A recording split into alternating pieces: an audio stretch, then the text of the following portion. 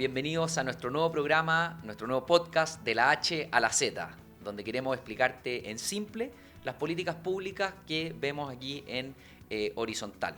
Vamos a estar hablando sobre educación, salud, vivienda, seguridad, y esperamos que sea un buen espacio para poder explicarte en simple las políticas públicas. Tengo el agrado de presentar a mi copanelista, Verónica Papich, cientista política, directora de formación de Horizontal. Vero, ¿cómo estáis? Muy bien, Juan. Súper contenta de poder comenzar este nuevo desafío, ¿no es cierto? El podcast de Horizontal de la H a la Z, y más contenta todavía de poder contar con buenos invitados, como en este caso tenemos al invitado de hoy, a Tomás Recart. Así es, tenemos a Tomás Recart. Tomás Recart es ingeniero civil, máster en Harvard, cofundador y director ejecutivo de Enseña Chile, que hace poquito cumplió 15 años. Tomás, ¿cómo estáis? Muy contento de estar acá y muy honrado de estar en el primer capítulo, así que expectante. Genial, muchas gracias, Tomás. Bueno, tenemos muchos temas, tenemos 45 minutos para hablar de educación, temas como la condonación del CAE, la crisis de los SLEP, cómo mejorar la educación en Chile, y creo que tenemos al mejor invitado para abordar estos temas. Así que, bueno, vamos a partir con nuestra primera sección, que es el tema del día, la condonación del CAE. El gobierno hace poco anunció que el próximo año va a presentar un proyecto para condonar el crédito con aval del Estado, que recordemos es un crédito que, como dice su nombre, tiene como garantía el Estado atrás, y permite que jóvenes puedan financiar su educación superior. En Horizontal estimamos cuál sería el costo de esta medida, y es alrededor de 11.270 millones de dólares, pero 4% del PIB. Oye, impresionante el monto, pero a mí lo que más me sorprende como simple ciudadano es que esto sea anunciado por el gobierno con bombo y platillos cuando uno mira las encuestas o escucha a los ciudadanos en general, y esto no está, pero jamás dentro de las prioridades, o sea, ni dentro del top 5 ni nada, o sea, no sé, existe la seguridad, existe la salud, la educación, por supuesto, pero no el tema del CAE. Entonces eso también es un elemento a analizar, creo yo, ¿no? Como ponerlo sobre la mesa, ¿dónde estuvieron las prioridades? Tomás, una medida emblemática que estaba en el programa de gobierno del presidente Boric, condonar la deuda del CAE. Sabemos que tiene un costo elevado, algunos han dicho también que es regresivo, porque estamos apoyando a gente que tiene educación superior, que tiene mayores ingresos que la población más vulnerable. ¿Cuál es tu opinión sobre la condonación del CAE? ¿Cómo ves esto en las prioridades que se necesitan en educación? Yo creo que es importante poner sobre la mesa que el 60% de los chilenos no ingresa a educación superior, solamente el 40%. Entonces le estamos dando ese 4% del PIB al 40% que más tiene, más sabe, y no al 60% que no tiene las competencias mínimas para trabajar. Lo que acabo de decir es una cifra de la OCDE, ¿verdad? Más del 50% de los chilenos, no, 51 por ahí, no tienen las competencias mínimas para trabajar. Entonces, es curioso, por decirlo menos, que tenemos tantos recursos a la gente que más tiene y no estos recursos a la gente que menos tiene. Además, solamente para dar referencia, yo creo que es bueno que la gente que nos está escuchando sepa que hoy día en educación primaria, de primero a sexto, estamos gastando como 1,5 del PIB. Esta cifra del 2020. En educación secundaria, que es un excepto cuarto medio, también 1,5. Y en educación terciaria ya estamos gastando entre lo público y lo privado 2,7. Entonces, a gastar 4% en la gente que ya está en el fondo gastando mucho versus ese 4% en primaria y secundaria es muy difícil de entender. Claro. Es realmente difícil de entender. Bueno, y eso es lo que la gran crítica, ¿no, Juan? Tomás, el tema de que es absolutamente una medida regresiva, ¿no? A eso se refieren cuando hablan de una medida completamente regresiva. Y también, bueno, ¿qué significa? A mí me llama la atención también, ¿qué significa esto de condonar el CAE? Que metemos un duende ahí a borrar en el Excel la planilla de lo... No, esto lo paga alguien, lo paga el Estado. A ver, hay dos cosas, y uno, es muy mala la señal porque eso hace que la gente que tenga deuda hoy día no pague, y las universidades en el fondo están incurriendo en deuda, pero también empatizando con los deudores del CAE, efectivamente no se cumplió la promesa de que iban a poder en el fondo estudiar una carrera que le diera mucho más ingreso. Entonces hay mucha gente que finalmente se endeudó, pero su título no le retribuyó, se podría decir, económicamente. Entonces ahí también hablábamos en off un poco de entender la historia del CAE. ¿Por qué nace el CAE? Porque el CRUCH y la FECH no quisieron extender lo que se llama el Fondo Solidario. ¿Y por qué es tan importante el Fondo Solidario? Porque ahí tú pagas un porcentaje de tu ingreso, que eso a mi juicio es lo más justo, que si tú pagas un porcentaje de tu ingreso por una cierta cantidad de tiempo, llámese empleado, ahí hay que meterse en los detalles, me parece mucho más justo que finalmente alguien que se endeuda, saca un título que no le retribuye económicamente y queda tremendamente endeudado, que es lo que le está pasando a muchos chilenos, y yo empatizo con ellos. Sin embargo, hay que empatizar aún más con la gente que no sabe leer, escribir, sumar y restar. Eso es lo que tenemos que ver. Hay que ver todo el espectro, toda la película, y no solamente aquellas personas que no recibieron lo que esperaban con su título profesional. Claro, o sea, siempre en políticas públicas hay que ver cuál es el costo alternativo de gastarse esa plata. Nosotros en Horizontal, por ejemplo, sacábamos los números y el costo de condonar el CAE equivale a 40 veces lo que el gobierno ha puesto en el plan de reactivación educativa, o a 37 veces el proyecto de Sala Cuna Universal. O sea, tal como dice Tomás, aquí hay un segmento de la población que está mucho más necesitado, con carencias mucho más grandes, con brechas que se exacerbaron durante la pandemia, y al parecer está bien fuera de foco la medida. El mismo presidente de la Juventud Socialista, Alan Álvarez, decía que no estaba en las prioridades de la ciudadanía y era algo regresivo. Es bien llamativo viniendo de una persona del mundo socialista. ¿Por dónde crees que podría ir la salida, Tomás, del CAE, empatizando también con la gente que efectivamente no puede pagar? Es buena la pregunta. ¿Cómo empatizar en aquellas personas que efectivamente tienen una deuda de 50 millones de pesos y ven que no hay ni una posibilidad de pagar? Y ser responsable al mismo Entonces, tiempo. claro, yo creo que volver a lo que era el Fondo Solidario, que es pagar un porcentaje de los ingresos por una cierta cantidad de tiempo empleado, porque uno puede estar un tiempo desempleado. Esa es la manera de salir, ¿verdad? Eso me parece una manera más justa, simple y fácil de entender. Pero da la sensación que el ánimo político no está como para llegar a esa conversación, porque uno también se pregunta, ¿este anuncio del presidente no tendrá que ver con la cercanía del plebiscito? O sea, porque ya que no está dentro de las prioridades. Claro, puede ser, pero saquemos esa variable plebiscito ahora para poder tener una mirada como de largo plazo. Y yo creo que aquí lo que nos falta en Chile, más allá del CAE, es tener a la gente que menos sabe, que menos tiene, más vulnerable, sobre la mesa, en la agenda. Lamentablemente, todo este movimiento universitario, hay que decirlo, es de élite, ¿verdad? Si la gente que va a la universidad es súper privilegiada en este país. A mí me preocupa mucho más ese 60% que no va a educación superior. Si uno va a las cifras SIMSE o va a las cifras PISA, el segmento socioeconómico más vulnerable realmente tiene mucho que aprender. Y no estamos hablando de algo aspiracional o educación de calidad, estamos hablando del fundamento del aprendizaje para aprender cualquier cosa. Y eso, tristemente, no está en la agenda, nadie lo sabe, nadie lo difunde, y solamente va a poner un dato en matemática en segundo medio. El 4% de los estudiantes más vulnerables sabe lo que tiene que saber en segundo medio. El 4%. 4%. Wow. Eso es lo que te dice la página 40 del informe de Mineduc del CIMSE 2022.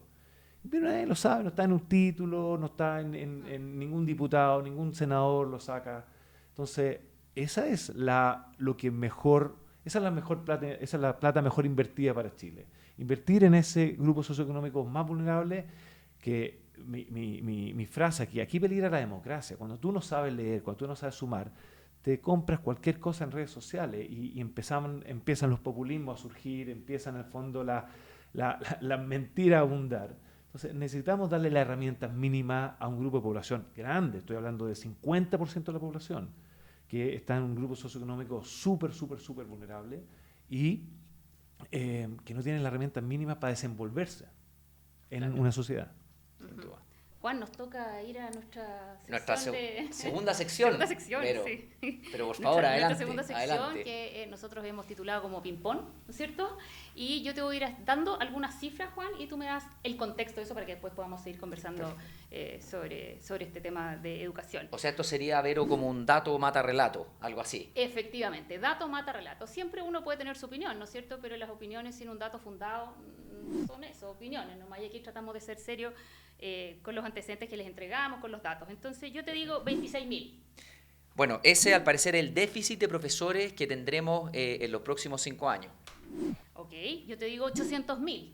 Estimación del número de estudiantes que ha salido de la educación pública y se han ido a un particular subvencionado. 50.000. Son los niños, niñas y adolescentes que desescolarizados el año 2022, es decir, que desertaron de la educación. El 2022. el 2022. Perfecto. ¿30.000? Son los niños que estuvieron sin clases en Atacama estos 77 días de paro en esta crisis que tuvo tuvo el SLEP de Atacama. Bueno, más allá de los datos, ¿no es cierto?, y de lo entretenido que podamos tratar de abordarlos o de hacerlos más fáciles de entender, lo que queremos mostrar con estos datos, con estos números, es la seriedad, la gravedad de este problema, del terremoto educacional que nosotros hemos levantado tanto desde Horizontal, ¿no es cierto? Quizás sumar a esos 800.000 que en todo Chile hay 3.600.000, o sea, el 25% de toda la matrícula se fue de los colegios estatales a los colegios particulares subvencionados en 20 años. Ese número es brutal, es un tsunami. Es un drama, es como que si estuvieran escapando. Claro, de la educación es un éxodo estatal. masivo, y ojo, no porque el CIMSE sea mucho peor, o sea, un poquito mejor uno podría, pero eso hace que los colegios mismos particulares subvencionados no estén presionados, en el buen sentido de la palabra, de hacerlo bien. Hoy día tú abres un colegio particular subvencionado y se te llena porque nadie quiere estar en el municipal. Qué Claro, increíble. el problema es que con la ley que impulsó la presidenta Bachelet tampoco se pueden abrir todos los colegios particulares subvencionados que se quieran, ¿no? Claro, pero más allá de eso, porque yo creo que hay harto que discutir ahí, es hoy día el colegio particular subvencionado que está abierto no lo está haciendo bien tampoco. O sea, la calidad de la educación en todo Chile es mala, incluso en los colegios particulares privados. Eso te lo dice PISA. Claro. ¿Y por qué no? Porque nadie, el colegio estatal, el Estado debiera ser el que está adelante empujando. O sea, hoy día es muy fácil tener un colegio particular subvencionado y hacerlo mal y tenerlo lleno. ¿Por qué? Porque el colegio público al lado está cerrado. Está cerrado y el colegio Eso es. exacto, Claro. está abierto, exacto. Oye, Tomás, aquí me voy a aprovechar de toda tu experiencia, que creo que es una fuente de conocimiento impresionante. 15 años liderando Enseña Chile, estando donde las papas queman, estando ahí en los colegios. Me encantaría que nos dieras tu opinión, tu priorización de cómo mejorar esta crisis, cómo mejorar la calidad de la educación en Chile. Yo sé que es una pregunta súper difícil, súper amplia, pero yo siento que muchas veces nos perdemos en temas como si tiene que ser con lucro o sin lucro, cómo tiene que estar armado el sistema, si son los privados, si es el Estado, pero poco hablamos de qué es lo que pasa dentro de la sala de clase. Entonces me encantaría que tú nos pudieras contar, desde tu experiencia en Enseña Chile, ¿cuáles son, crees tú, las palancas clave que hay que mover para encauzarnos a tener un mejor sistema educativo? Yo creo que los grandes problemas tienen que tener soluciones simples, porque si no, nunca los vamos a solucionar. Y en ese sentido creo que lo más importante y simple es partir con un objetivo. Hoy día tú les preguntas a las distintas personas que trabajan en educación y es un voladero de luces.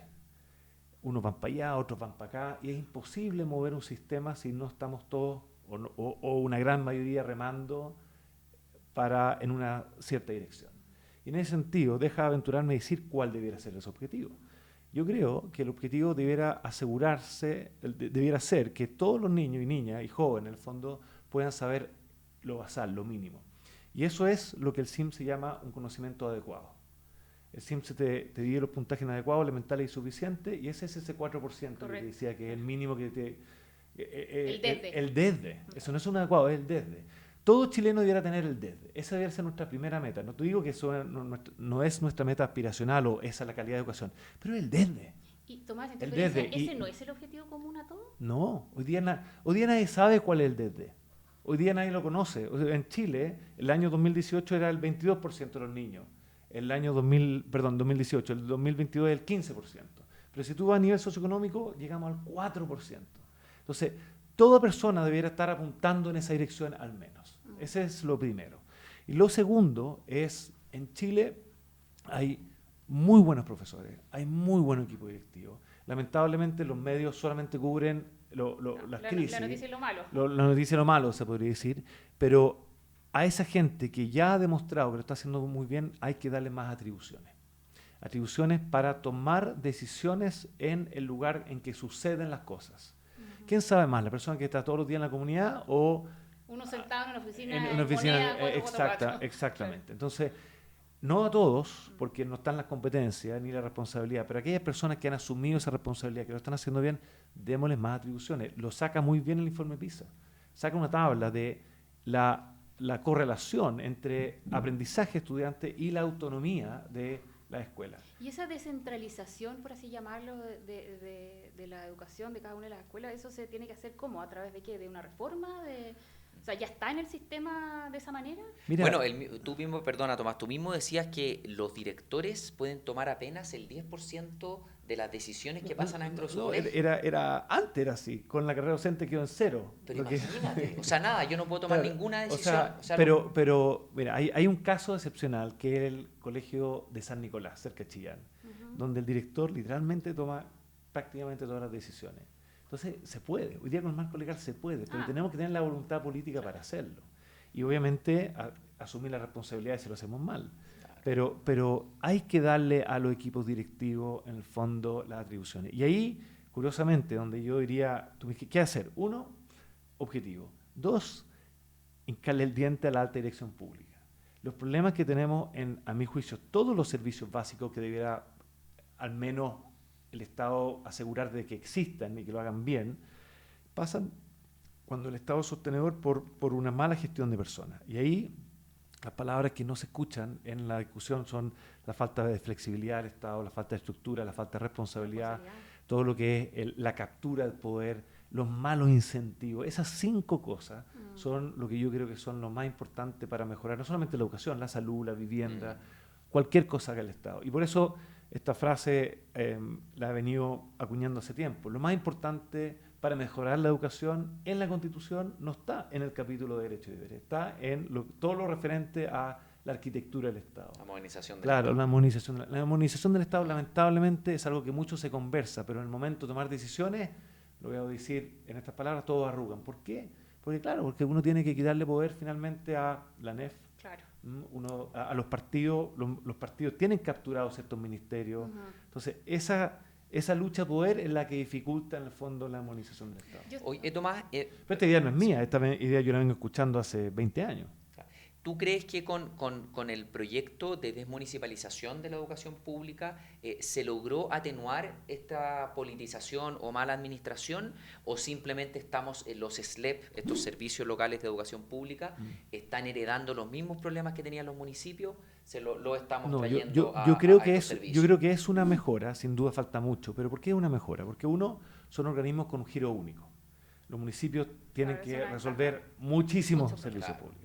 Segundo, por lo mismo tú tienes mayor accountability desde el punto de vista de plata. Tú puedes decir lo que entró, se gastó bien o no. Eso es muy difícil hacerlo en los municipios. Tercero, los SLEP están ajenos a los ciclos electorales.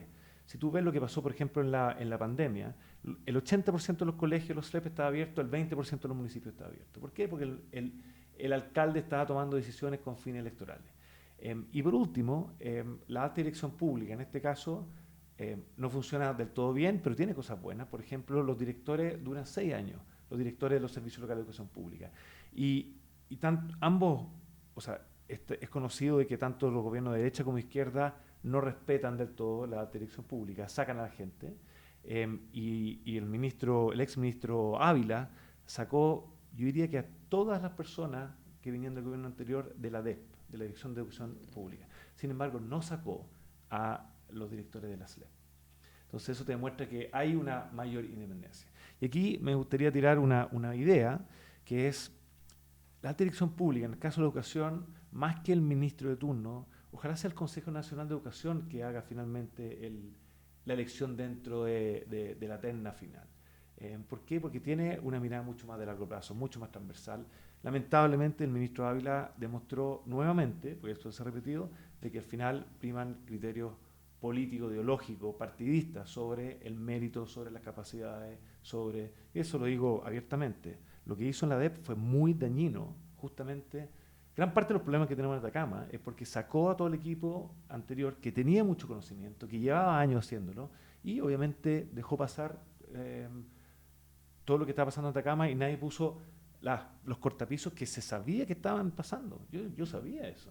O sea, lo de Atacama, no fue novedad. Lo que leímos desde afuera, ¿no es cierto? Todos los que seguíamos este tema era que el ministro se enteró mucho más tarde, digamos. Es que el ministro Cataldo, claro, sí. O sea, yo en ese sentido apoyo al ministro Cataldo, Sí. ¿verdad? Efectivamente Pasa que se la enteró. reacción se vio muy tardía.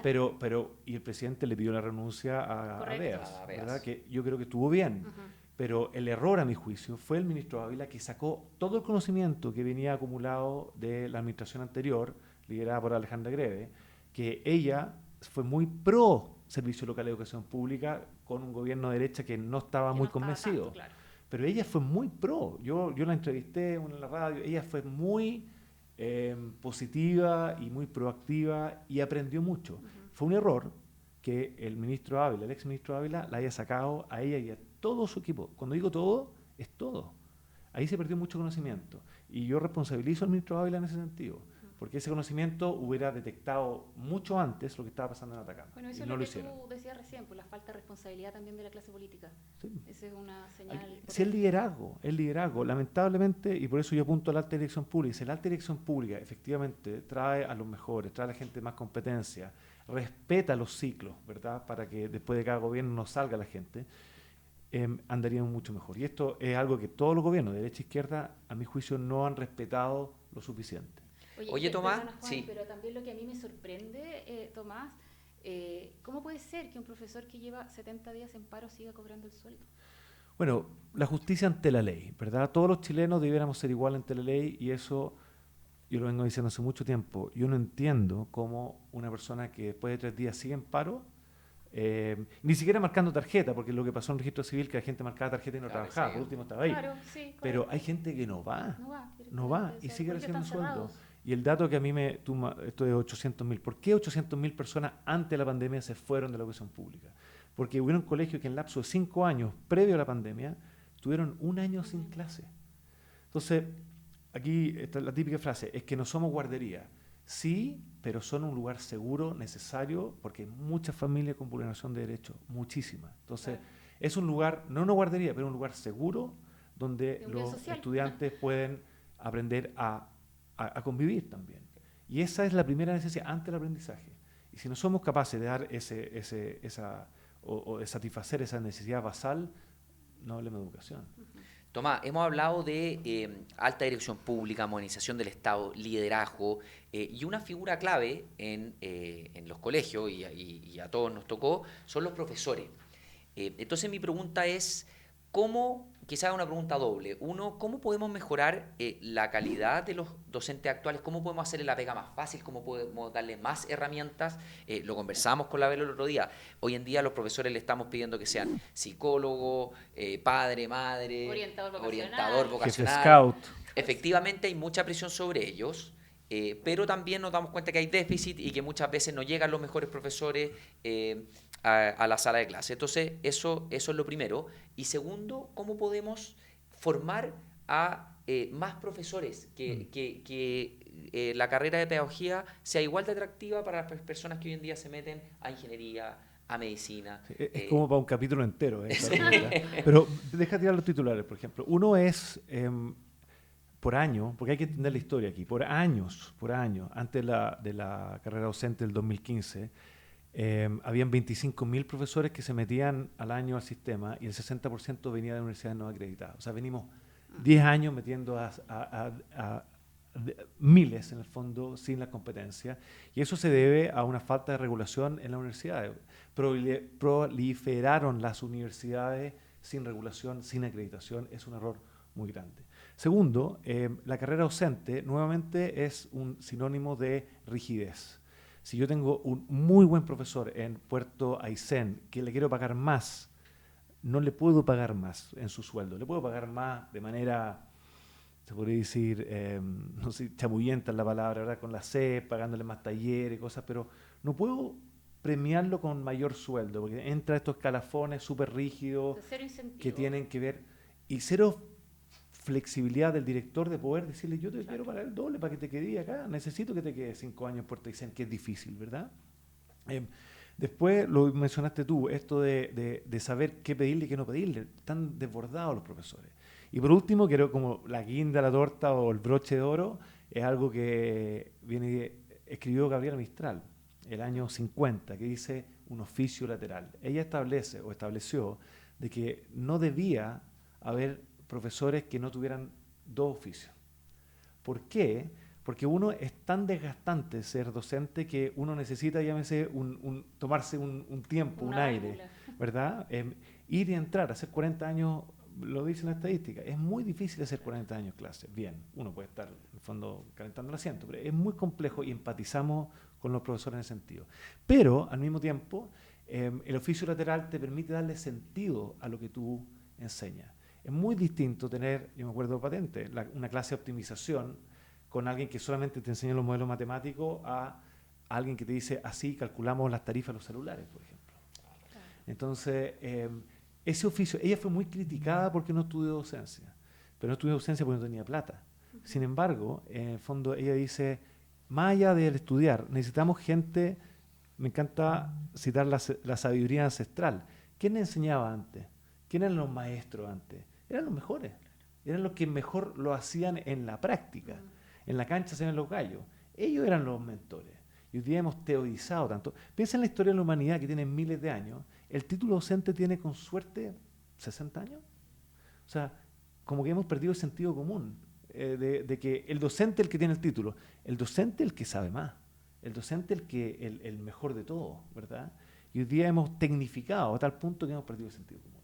Y ahí, y lo malo es que no le damos título o cuesta darle título a aquellas personas que están, no sé, retirados en colegios rurales haciendo patria. Conozco a miles y que les pedimos que vengan a Santiago martes y jueves de día 12 para que puedan sacar su título docente. Eso es una falta de sentido común que nos cuesta entender porque no vemos el terreno. Y en ese sentido, Tomás, la labor que hace Enseña Chile es bien notable, ¿no es cierto? Porque tengo entendido que ustedes atraen talentos de todos lados, jóvenes profesionales que no necesariamente tengan título de pedagogía y los ponen en las salas de clase. O sea, ese debería ser un camino que el país debería seguir un poco como política pública, ¿o no? Bueno, de cierta manera lo hace con los médicos, lo hace con los abogados, pero nosotros decimos que finalmente el gran problema de la educación en Chile es que los líderes, la gente que está tomando las decisiones, no entiende el problema. Entonces, más allá de abogados médicos, nosotros reclutamos a futuros líderes. Este año postularon más de 2.700 personas y vamos a elegir en base a competencia como 150 para que enseñen. ¿Por qué? Uno, porque enseñan a liderar, y dos, porque el que enseña es el que más aprende. Sí. Entonces, cuando uno, otra cosa es con Pizarro, cuando uno está ahí todos los días y cuando ve lo que pasa, cuando no es educación, es familia, es centralismo, es municipio, es salud, es la institucionalidad de Chile, etcétera, etcétera, ahí uno dice, wow, todas las cosas que inciden, ¿verdad? Santiago no es Chile, se le abre la mente, tanto al estudiante, esa es la prioridad, pero ese profesor queda marcado por vida. Entonces, nosotros queremos que gente que no quiera trabajar en educación vaya ahí porque no va a aprender solamente educación, va a aprender de lo que es el corazón de Chile. Y tenemos ingenieros, abogados, médicos, no los mejores de Chile, sino que los mejores para Chile.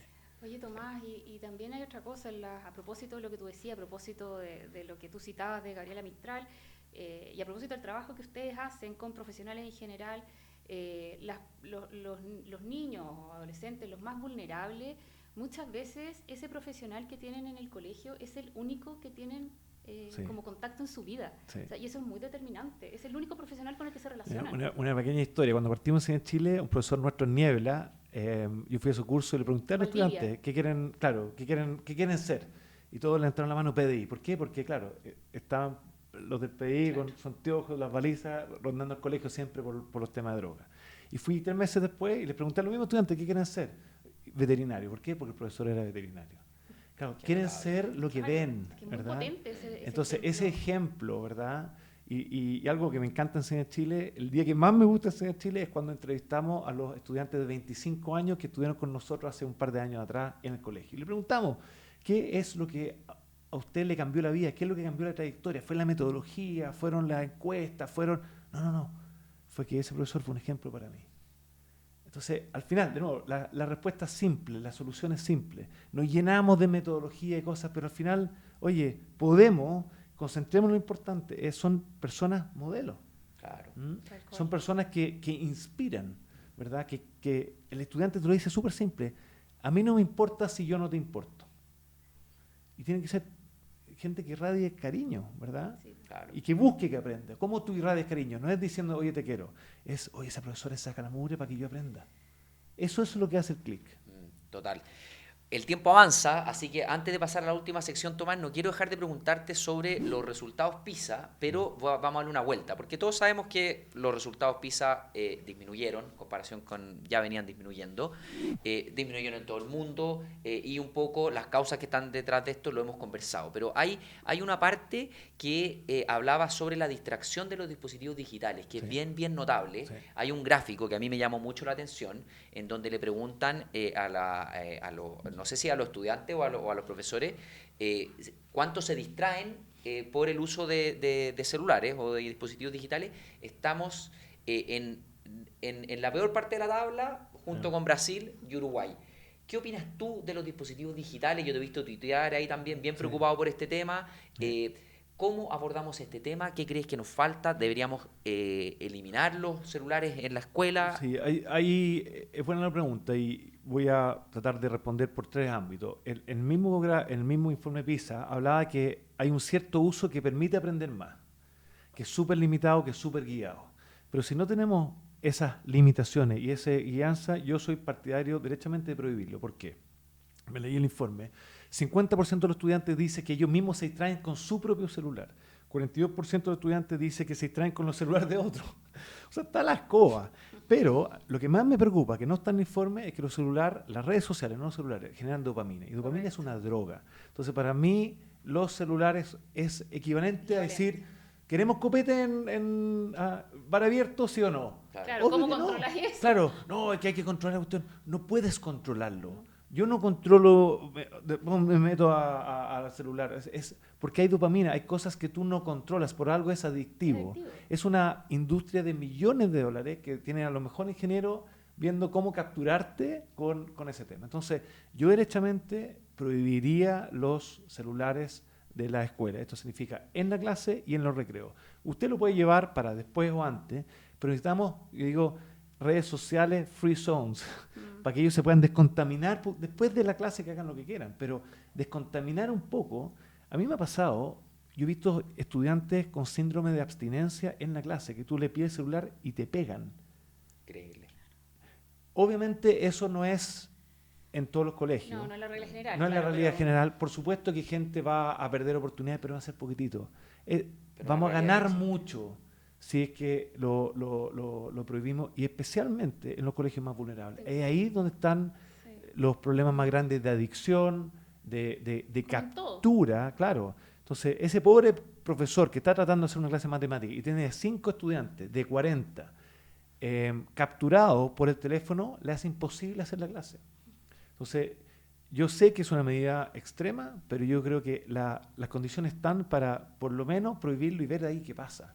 Pero el informe PISA es claro, es decir, Sí. mientras menos celulares, más aprendizaje. De acuerdo. Eso es inapelable. Ahora, yo Más creo claro, que eso, más claro Juan, imposible. va alineado con un objetivo, volviendo a los objetivos, que sea común a la sociedad. Porque no sé, no me imagino a los padres aceptando que los niños en muchas partes los dejen sin celular. Muchas veces los papás son los más difíciles de convencer. Requiere un compromiso Es que- familiar, Por de eso todas digo que maneras. un compromiso Hay de una la palabra, comunidad. claro, hay una palabra que hemos dejado de valorar. mencionar o valorar, que se llama el bien común. A veces yo tengo que sacrificar algo por el bien común. Y yo estoy seguro que muchas familias y estudiantes van a sacrificar algo, pero hay un bien común que yo lo veo a todas luces. O sea, hoy día nos hace bien desconectarnos al menos por un tiempo de las redes sociales y de los celulares, y la evidencia internacional. Está lleno de países en la OCDE que ya lo están haciendo. O sea, no es una locura lo que estamos diciendo. Yo creo que estamos llegando tarde, Hay de hecho. datos muy potentes. Yo leía que España, por ejemplo, la comunidad autónoma de Galicia lo suspendió durante un periodo de 3 años, menos de 3 años. Y la mejora fue sobre 10 puntos en los resultados en matemática y sobre 12 puntos en ciencias. Solo 3 años. Entonces, cuando tú dices soluciones simples, efectivamente, Bien. es algo súper simple, no es una tremenda Y el informe medida. PISA te habla de estudiantes que se sienten solos, estudiantes que se sienten no valorizados. En Chile el 23% de los estudiantes se siente no valorizado. Y eso es porque están solos, porque están conectados con su tema. O sea, ya no interactúan. No, pues las habilidades sociales Claro, se perdieron. las habilidades la sociales se conexión, perdieron, empeora entonces- la salud mental, hay un montón de cosas. Claro, o sea, hoy tenemos problemas de salud mental. Obvio que tienen problemas de salud mental, pues si estáis solo pegados en el teléfono, lleno de Claro. dopamina. Bueno, y mejora la concentración. Claro. O sea, hay un montón de Claro, externalidades positivas. entonces a mí me parece que ojalá que Chile no llegue tarde en esa medida. Ojalá que el ministro Cataldo, y encuentro que es una persona súper razonable, tenga, yo diría, la valentía para poder hacer algo así, porque es sumamente importante, especialmente, yo lo invito a meterse en una sala de clase del colegio más vulnerable y vea una clase donde hay 5 estudiantes totalmente capturados por el tema y la disrupción que hacen el resto de la clase. De nuevo la voluntad Increíble. política. Tal Que, cual, como volvemos tú siempre dices, a lo- que Es la liderazgo, política. es liderazgo, es el bien común. Tome sacrificios para el bien común de nuestro país. Oye, vamos a seguir ahora con nuestra próxima sección, Vero, Estoy atenta, que estoy se, atenta. que se titula Por la boca muere el pez. ¿Ah? Y esta sección está bien entretenida. Lo que vamos a hacer es que vamos a traer a colación una cuña de algún personaje importante del De la debate semana. nacional de la semana y vamos a tratar de aterrizarla aquí a la conversa. Bueno, y la cuña de esta semana se la ganó el decano de la FEN, don José de Gregorio. Abro comillas, dijo de Gregorio hace un par de días. Un grupo que cuando estaba en el colegio salió a protestar y remeció al país. Luego ese mismo grupo en la universidad siguió reclamando por temas que son de mucha justicia, como el acceso y los costos de la educación superior. Lo tenían todo y lo perdieron todo. Chan. Chan. Sí, A la luz muy de la, potente. de la discusión que estamos teniendo ahora, la conversación que estamos teniendo en educación, Tomás, ¿tú crees que el gobierno ya lo perdió todo en esta agenda o que todavía hay espacio para retomar con fuerza la reactivación educativa, el drama que generó el cierre excesivo de escuelas? ¿Cómo ves al ministro Cataldo, su agenda? ¿Crees que podemos tomar el toro por las astas, como se dice? Sin duda, yo creo que el ministro Cataldo se caracteriza por ser una persona muy afable, una persona que escucha, una persona que está dispuesto, por ejemplo, lo demostró en Atacama, a ser mucho más claro en cuál es la postura del bien común. Quedan 2 años, o sea, no es que es posible, es fundamental hacerlo. Necesario. Es muy necesario y yo lo conversamos en off, en el fondo, la cantidad de buenas historias que hay en educación, o sea, no hay que traer la fórmula de afuera, está lleno de colegios que ya lo están haciendo bien. No hay que inventar la rueda, no hay que descubrir la bala de plata. De nuevo, está lleno de colegios, de escuelas, de equipo directivo, de profesoras, profesores que lo están haciendo muy bien. Entonces, pongamos los focos en eso y tengamos la voluntad política, el liderazgo para decir, para allá vamos. Y poner límites claros de cuáles son las actitudes, las acciones de gente que finalmente atentan contra el derecho de la familia y el derecho de estudiantes por acceder a educación. Ese derecho no podemos renunciar a eso, no se negocia ese derecho. Bueno, yo te ¿verdad? escuché en una entrevista o te leí, no sé, que tú decías el derecho a la educación es un derecho del niño, no del profesor. Y Exactamente. tiene todo el sentido del mundo, es así, es del niño. Y Entonces, aquí, para mostrar, esto como que se ha ideologizado, yo siempre saco el caso de Uruguay y Ecuador. Mujica prohibió la valorización de escuelas. Eh, Rafael Correa, cercano a Chávez, ¿verdad? También. Él era profesor, dijo, si ustedes se quieren movilizar, perfecto. Después de las 3 de la tarde, los sábados, me mandan una carta. Pero el derecho a la educación es de los estudiantes y de su familia. Y por ende, en el fondo, por muy legítima que sea, llámese claro, el petitorio de los profesores, hay alternativas de movilización. Lo que no queremos es lo que pasa hoy día, que es la paralización. No es una movilización legítima, como se dice. Es totalmente ilegítima si se pasa por arriba de los estudiantes. y que de alguna manera nos acostumbramos, pues si uno Claro, le llama la atención, no, se están parados, no normaliza, quieren se clase, normaliza. como Y al si final fuera nuestros algo muy- estudiantes, todos los niños pasan a ser rehenes de estos distintos cual. grupos de interés, de nuestra incapacidad Y como se Estado. deteriora la educación provista por el Estado, ¿verdad? Tenemos colegios particulares sancionados que con tener las puertas abiertas se contentan, es un círculo vicioso, perdemos 800.000 estudiantes, hacemos reforma de más de 3.000 millones de dólares, claro, 3.000 millones de dólares la nueva educación pública, que no da resultado, ¿verdad? Porque no hay gente, etcétera, etcétera. Entonces, saquémonos los anteojos por un ratito ideológico Sí. y veamos lo que está pasando en Latinoamérica, veamos lo que está pasando en la CIMSE, veamos lo que está pasando en pruebas PISA, y si queremos realmente mejorar la educación pública, es algo tan simple de nuevo como poner el derecho de los estudiantes primero, y punto. Tal cual, tal cual. Oye, Vero, se nos ha pasado el tiempo volando. Se pasó, Se pasó, entretenido. increíble, muy, muy entretenido. Nuestro invitado también muy entretenido. Es muy entretenido estar acá, yo estoy muy feliz, muchas gracias. Así es, y creo que es un buen espacio para mirar estos temas con altura de mira. O sea, bien lo decía Tomás, la única manera de arreglar el problema de la educación en Chile es mirar esto con altura de mira, con perspectiva, poniendo los derechos de los niños siempre primero, y dejarse de la pelea chica que muchas veces ya nos tiene bien agotado a todos. Tomás, no queremos irnos sin antes que nos puedas recomendar, ojalá si tienes algún buen libro, alguna película, alguna serie sobre el tema educación, que la gente ahí pueda tomar nota. Mira, a mí más allá de la fe que uno tenga, a mí me llama mucho la atención la educación de Jesús. ¿Ya? En la Biblia son 18 versículos, que tiene mucho, y muy curioso porque aquí voy a mezclar hartas cosas. La UNESCO habla del aprender a conocer, hacer, convivir y ser. Y la educación de Jesús es full en su identidad. A mí me llamó mucho la atención porque una persona que, independiente de tu creencia, Sí, claro. marcó un impacto. O sea, en 3 años Algo hizo, Algo algo pasó en 3 años. Y si tú ves cómo él se educó, es full su identidad, es quién soy y por qué valgo. Y eso está en el capítulo Lucas 2, 3 y 4. Pequeño versículo. Entonces, la UNESCO, que no tiene una profesión cristiana, también lo identifica, el aprender a ser. Ser significa tu identidad de dónde vengo, por qué valgo. Y hoy día estamos en una sociedad que te valoriza por lo que hace, por lo que hacen en redes sociales, y no por por dónde vienes, ¿verdad? La dignidad viene básicamente porque somos, bueno, aquí hay una creencia cristiana, somos creados de imagen y semejanza de un Dios que a todos valoriza por igual. Entonces, es súper interesante cómo, el punto es, hemos dejado el ser, preguntas más filosóficas, preguntas más de trascendentes, ¿verdad? Que no hay tiempo hoy en día, para nada de eso hay tiempo. Hemos dejado esas preguntas, Sí. No quiero decir, ¿verdad? Esta es la manera. Hemos dejado de hacernos Totalmente. esas preguntas más trascendentales, más profundas, menos productivas, se podría decir, en el mal sentido de la palabra. Yo creo que eso es sumamente productivo. Sí, a largo plazo ¿verdad? mucho más. Entonces me digo, oye, ¿no será ese el problema con el problema de salud mental que tenemos hoy día? Hoy día, el para qué. Si al final, si no hay un para qué, ¿a dónde te agarras, verdad? ¿De dónde te sustenta? ¿Cuál es tu motivación? Hemos dejado de hacernos preguntas del para qué. Y por eso yo recomiendo, gatillan hartas conversaciones, partan, no la Biblia entera, Lucas 2, 3 y 4, es interesante. Notable. Súper. Muchas gracias, Tomás. Vero, un gusto. Nos veremos. Encantadísima. Aquí vamos a estar para nuestro próximo capítulo. Eso, tal cual. Y nada, agradecerle a todos y nos vemos en el próximo capítulo del podcast de la H a la Z.